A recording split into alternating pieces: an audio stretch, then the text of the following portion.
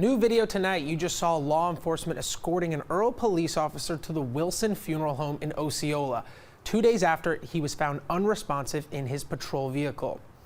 The mayor told us Kaylin Jacobs was killed in a crash Wednesday night on Highway 118 north of Earl High School.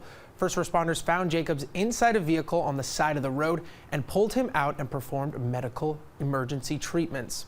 Now, Jacobs was taken to a nearby hospital in critical condition after it was determined that he was not breathing. He later died there. Officials explained Jacobs had suffered a medical emergency as his vehicle drove off the road.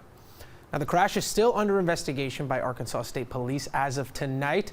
The mayor said no other vehicles were involved in the crash, and the State Department of Public Safety said Jacobs was on duty at the time. We are still waiting for his obituary. Once we have Jacobs' obituary and the funeral, when the funeral could be held, we'll be sure to update you immediately on the K8 News app.